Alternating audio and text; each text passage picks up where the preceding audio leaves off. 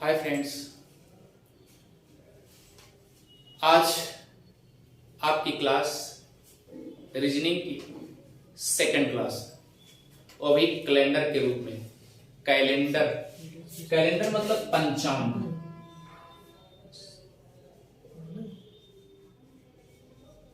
Calendar जिसे पंचांग कहा जाता है। और आज क्लास रीजनिंग की दूसरी है।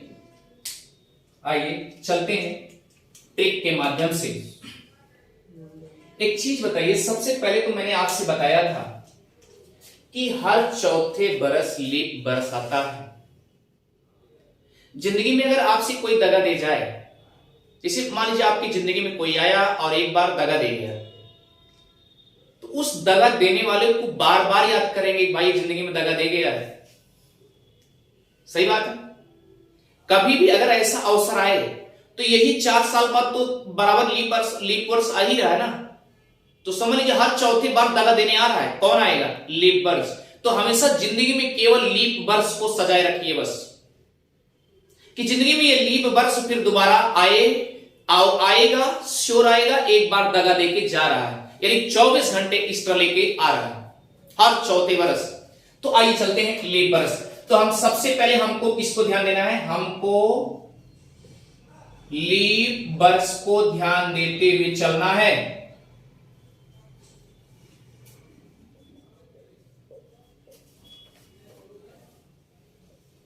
चलना है बस, यही ट्रिक है।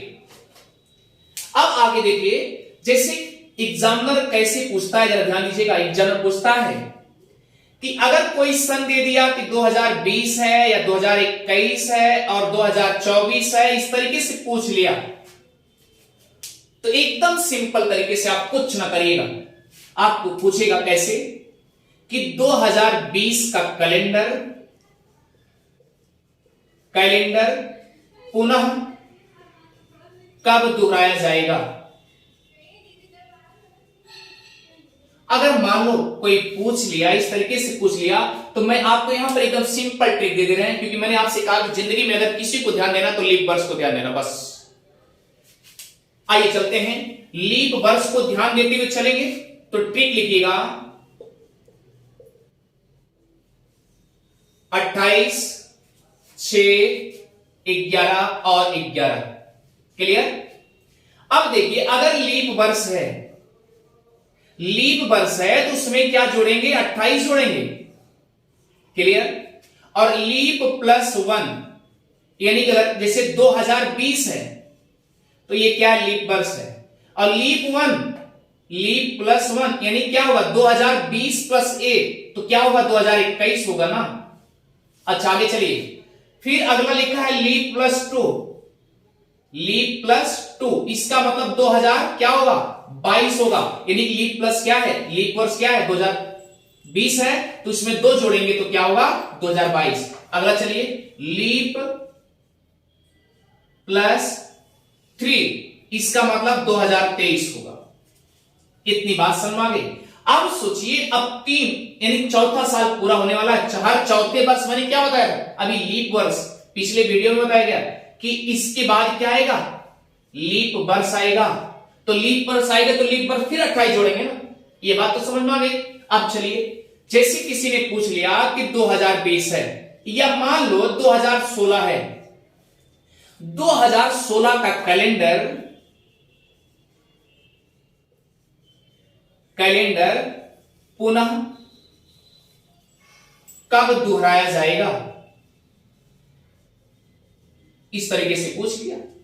तो कुछ मत करिए, ये लीप वर्ष है, देखिए अपने दिमाग से लगाइए। मैंने कहा कि जिंदगी में कोई भी अगर दगा दे जाए उसे बार बार, क्योंकि हर चौथे बार से ये दगा दे रहा है, बेवफाई का काम कर रहा है। तो 2016 क्या है? लीप वर्ष है, क्योंकि 4 से कट जाएंगे और 2016 4 से कट जाएंगे, इसलिए क्या करेंगे? लीप वर्ष है। और लीप वर्ष में हमने क्या बताया? 28 सीधा जोड़ दीजिए तो क्या होगा?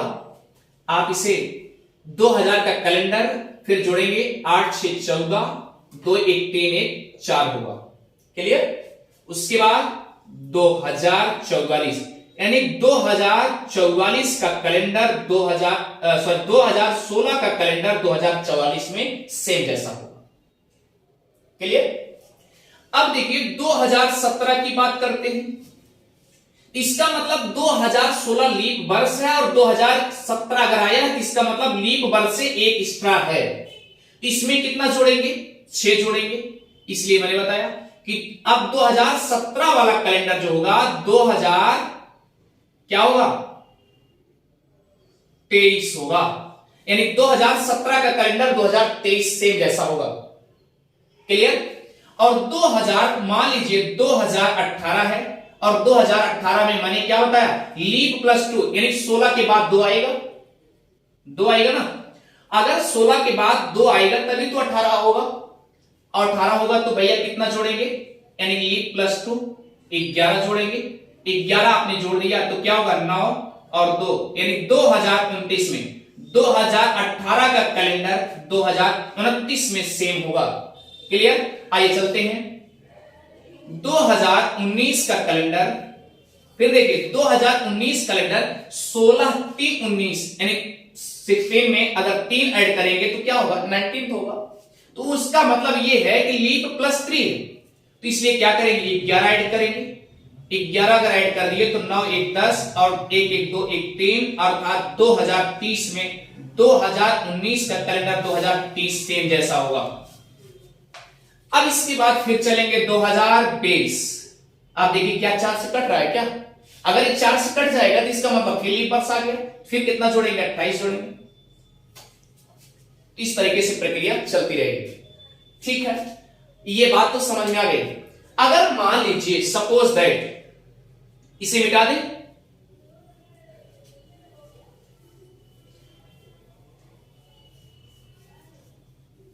मान लीजिए क्वेश्चन पूछ लिया, एग्जाम में पूछ लिया कि 2015 का कैलेंडर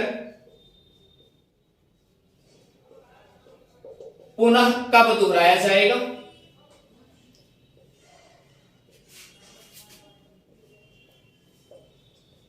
पुनः कब दोहराया जाएगा? तो आप एक अंदाजा लगाइए, जैसे 2016 क्या है? हमने कहा कि लीप वर्ष को हमेशा सदैव ध्यान देते रहिए कि लीप वर्ष कहां दगा देने आ रहा है। तो 2016 के पहले क्या होगा? 2015 होगा। ये बात समझ गए? चाहे आप इसको ये पहले ले लीजिए और चाहे 2012 ले लीजिए, 2012 के बाद ऐसे आप ऐड करते जाइए। तो ये 2016 है, 16 में कितना जोड़ते थे? 28 जोड़ते थे। 28 के पहले क्या जाएंगे? 11 जाएंगे, तभी तो लीप वर्ष आएगा। इसमें 11 जोड़ दीजिए। 11 जोड़ देंगे तो क्या होगा? 5 1 6 और 1 1 2 यानी 2026 में 2015 का कैलेंडर सेम होगा। ठीक, तो इस तरीके से आप इसे ऐसे क्वेश्चन को ऐसे आप सॉल्व करेंगे, अच्छे से आपका क्वेश्चन आ जाएगा। यहां तक कि सेम यूपीएससी में भी पूछा जाता है। यूपीएससी में एक क्वेश्चन पूछे जा चुके हैं। क्लियर? इस तरीके से पूछे जाएंगे। और मुझे लगता है कि अगर आपको समझ में आ रहा है तो आप सब्सक्राइब करना और शेयर करना, कमेंट करना ये आप कभी नहीं भूलेंगे। Thank you.